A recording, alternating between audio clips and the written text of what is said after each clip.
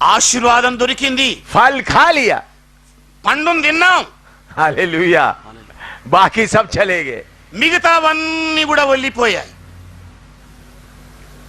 शैतान देखा है आंध्रा में बहुत विश्वासी लोग हैं, సాతానుడు ఆంధ్ర రాష్ట్రంలో విశ్వాసుల సంఖ్య అధికంగా ఉందని చూశాడు। और शैतान सोचा है किसको भेजूं, సాతానుడు ఆలోచించాడు బాగా, ఎవరిని పంపించాలి। अंग्रेज लोगों को भेजा तो भी कभी कभी स्वीकार करते, कभी स्वीकार नहीं करता है। మరి ఆంగ్లేయులను పంపించినా కూడా అప్పుడప్పుడు ఒప్పుకుంటున్నారు, మరలా ఒప్పుకోవడం లేదు। लेकिन आंध्रा वाला एक पोलकार को भेजेगा तो कैसा होगा? కానీ మరి ఆంధ్ర రాష్ట్రంలో నుండే ఒక పాల్గారిని పంపిస్తే ఎలాగుంటుంది? Hallelujah, hallelujah, hallelujah. ఓ హల్లెలూయా హల్లెలూయా, ఇక బిగ్గరగా కేకలే।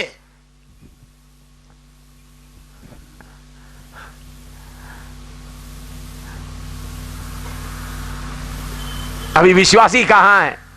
విశ్వాసులు ఇప్పుడు ఎక్కడ ఉన్నారు? सेवक लोग कहाँ हैं? సేవకులు ఎక్కడ ఉన్నారు? एक समय बीमारी आएगा तो दिलेरी से खड़े होते थे, ఒక నాడు అనారోగ్యం కలిగితే ధైర్యముతో దాన్ని నిలబడుకొని ఎదుర్కొనే వాళ్ళు। अभी बीमारी आए तो क्या करते हैं? ఇప్పుడు రోగాలు వస్తే ఏం చేస్తున్నారు? अस्पताल का पेड़ के नीचे छुपा हुआ है। ఆస్పత్రి అనే చెట్టు నీడను ఆశ్రయిస్తున్నారు। हालेलुया। హల్లెలూయా। क्या हो गया? ఏం సంభవించింది? ओ फल खा लिया है, ఆ పండును తిన్నారండి, दिलेरी चले गया। ధైర్యం వెళ్ళిపోయింది।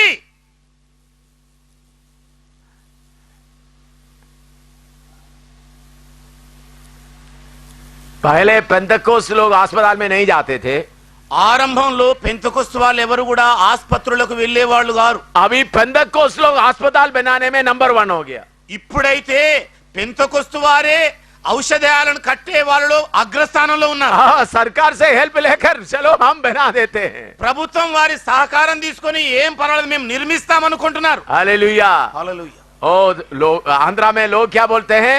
ఆంధ్ర రాష్ట్రంలోని ప్రజలు ఏం చెబుతున్నారు? ओ अंग्रेज लोग हमारे बारे में इतना नहीं सोचता था, ఆ ఆంగ్లేయులు మా గురించి ఇంతగా ఆలోచించలేకపోయారు। मामा हमारा तेलुगु वाडू पोल गारू पोल जाकर हमारे बारे में कितना सोचा है। కానీ మా ఆంధ్రుడు, మా ఆంధ్ర రాష్ట్రంలోని వ్యక్తి వెళ్ళి మా కొరకు ఎంత ఆలోచిస్తున్నాడు। हालेलुया। सामुएल, पास्टर सामुएल, आप जम्मू कश्मीर से कभी कभी प्रचार लेके आते हैं। మరి సామెలయ్య గారు మీరేమో అప్పుడప్పుడు జమ్మూ కాశ్మీర్ నుండి బోధించడానికి బయలుదేరి వస్తుంటారు। उस वक्त ही हमारे पास का 2-4 पैसा इकट्ठा करके आपको खिलाना पड़ता है। మరి ఆ సమయంలో మా దగ్గర ఉన్న చిన్న చితుకో డబ్బులు పోగు చేసి మీకు తినిపించాల్సి వస్తుంది। लेकिन हमारा लोग आएगा तो కానీ మా వారే గనుక వస్తే सब इंतजाम वो करेगा, ఏర్పాట్లన్నీ ఆయనే చూసేసుకుంటాడు, आशीष भी वो भी देगा, ఆశీర్వాదాలు కూడా ఆయనే ఇస్తాడు। आप मिनिस्टर लोग भी आकर बैठेगा। మంత్రివర్యులైన వాళ్ళు కూడా వచ్చేసి ఆశీనులు అవుతారు।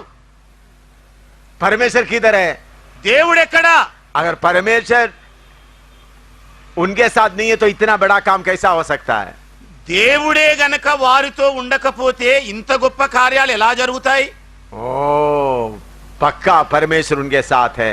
నిశ్చయంగా దేవుడు వీళ్ళతోనే ఉన్నాడు। मेरे प्यारो, शैतान को करोड़ों करोड़ों डॉलर कीमती नहीं है। నా ప్రియులారా, సాతానుకు కోట్ల కొలది డాలర్లు ఎన్నదగినవి కావు। आपका महिमा का वस्त्र उनको डराता है। మీకున్న మహిమ వస్త్రమే సాతానుని భయకంపితుని చేస్తుంది। आदम और हव्वा पहना हुआ महिमा का वस्त्र देकर शैतान डरता है।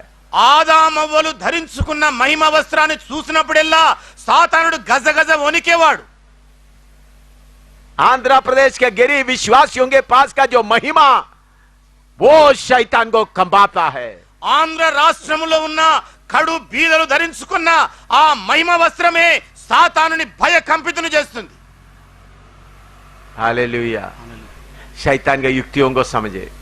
సాతాను తంత్రములను మనం ఎరగాలి। शैतान मदद करने के लिए आते समय उसको कितने लोग पहचानेगा?